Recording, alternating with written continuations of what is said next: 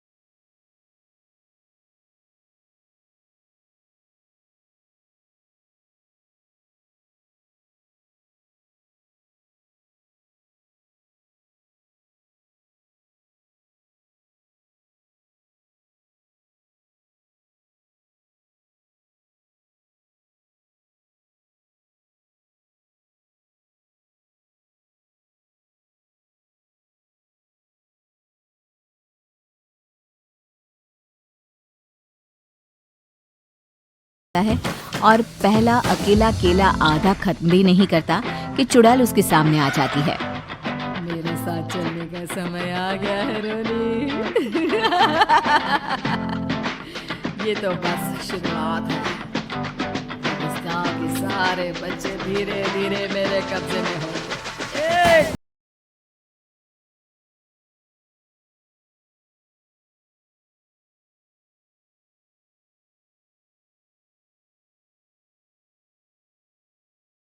गायब होता, पर ऐसा क्यों हो रहा है किसी को भी समझ में नहीं आ पा रहा था। रोज की तरह अपनी बेटी पिंकी की तलाश में नत्थू गांव के एक तालाब के पास बैठा रो रहा था। कहाँ गई मेरी पिंकी? शकुंतला के जाने के बाद एक वही तो मेरा सहारा थी। अरे उसकी आत्मा कोस रही होगी मुझे कि मैं अपनी बच्ची को संभाल भी नहीं पाया। नत्थू ये कहता हुआ रो ही रहा था कि तभी तालाब में से उसे शकुंतला की आवाज सुनाई देती है। कहाँ थी तुम शकुंतला? हमारी बच्ची और सारे गायब हुए बच्चे रोहना के कब्जे में हैं। वो बच्चों को जो केले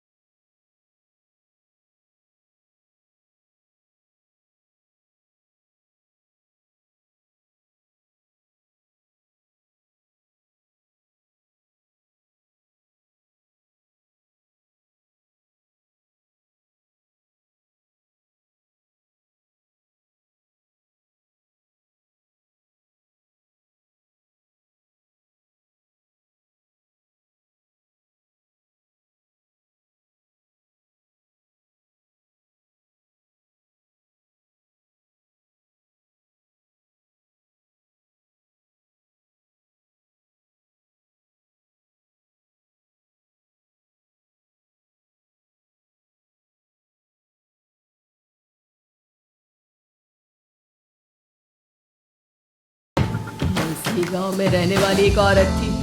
केले की चोरी के इल्जाम में मेरे बेटे को गांव वालों ने इतना मारा कि वो मर गया। उसी दिन मैंने ठान लिया कि गांव वालों का भी वही हाल करूंगी।